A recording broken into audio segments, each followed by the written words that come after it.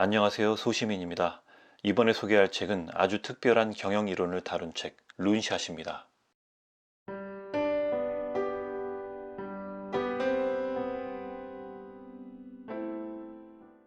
룬샷은 회사에서 혁신적인 아이디어를 배양하는 방법을 고민한 책입니다. 새로운 아이디어를 만드는 조직을 만들고 그 조직과 기존 조직 간의 긴장 관계와 소통을 만들어냄으로써 회사를 계속 성장시키는 전략입니다. 이 책을 쉽게 이해하려면 딱 두 개의 키워드만 알면 됩니다. 바로 룬샷과 프랜차이즈입니다.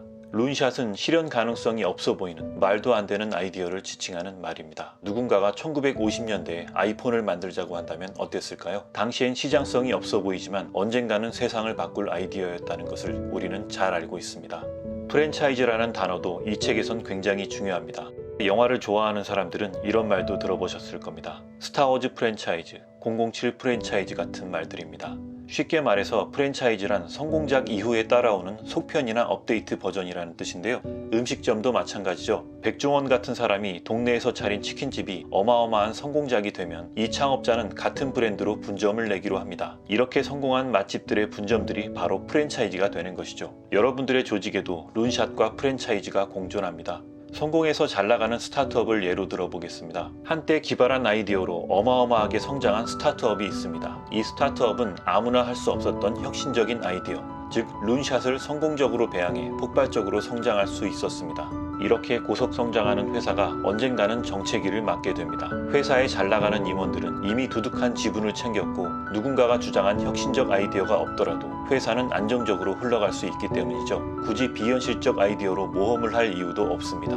한때 혁신적인 기업이었지만 쪼그라든 회사들은 대부분 이런 절차를 밟았다는 공통점이 있었습니다. 필름을 개발한 코닥은 디지털 카메라라는 기술을 거의 세계 최초로 개발했는데요. 문제는 이런 혁신 기술을 가지고 있으면서도 제때 배양하지 않아 파산하는 결과를 맞았죠. 폴라로이드 카메라를 개발한 창업자 에드윈 랜드도 마찬가지였습니다. 에드윈 랜드는 공학도 출신으로 사진을 찍자마자 인화하는 혁신 기술을 만들어냈습니다. 하지만 혼자서 계속 기술 혁신을 이끌었고 디지털 기술의 가능성을 무시한 채 즉석 인화 영상기 같은 무리한 사업에 뛰어들면서 급격히 역사의 뒤안길로 사라집니다. 본인이 주도해서 성공했지만 스스로 자라나는 룬샷 배양소를 만들지 않은 것이 실패의 원인이었습니다.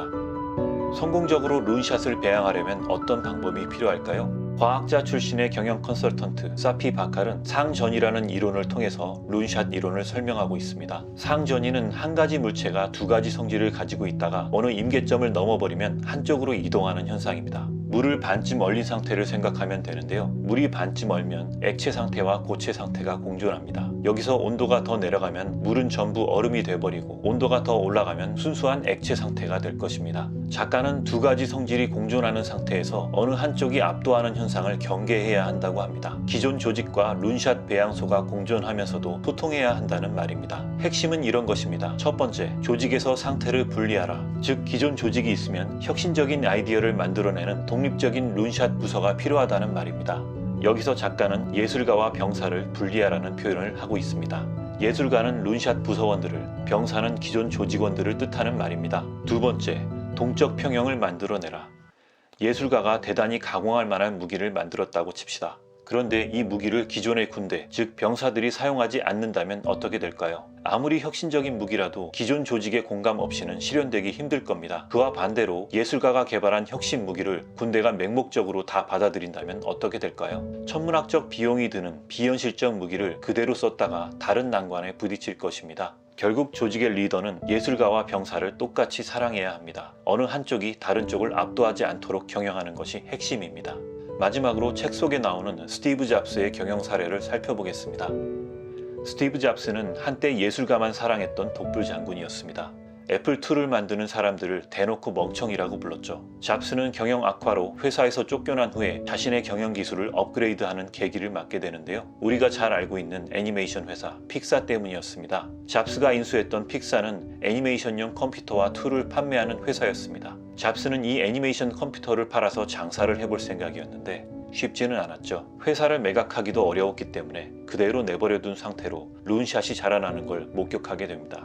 픽사의 기존 조직은 애니메이션 툴을 디즈니에 팔아서 겨우 생명을 연장했습니다. 그러는 동안 다른 조직은 애니메이션 툴을 홍보하기 위해서 컴퓨터 그래픽으로만 만들어진 애니메이션을 만들어버렸습니다. 우리가 잘 알고 있는 토이스토리였습니다. 성공한 스티브 잡스는 회사의 요청으로 다시 한번 애플의 사령탑에 앉게 됩니다. 돌아온 잡스는 더 이상 기존 부서를 멍청이라고 모욕하지 않았습니다. 그 대신 휴렛 패커드에서 영업의 달인인 팀 쿡을 데려와서 컴퓨터를 팔아치우는 데 열을 올리게 됩니다.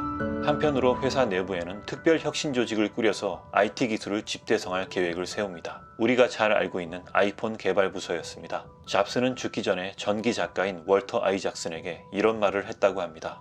회사를 조직하는 방식이 바로 최고의 혁신이었다. 직장인이나 CEO라면 이런 질문을 한 번쯤 던져볼 만합니다. 과연 내가 다니는 회사는 어떻게 돌아가고 있는가? 내가 경영하는 회사는 룬샷 배양서가 잘 돌아가고 있는가? 이 책에 대한 소개는 여기까지입니다. 다음에 더 좋은 콘텐츠로 찾아뵙겠습니다.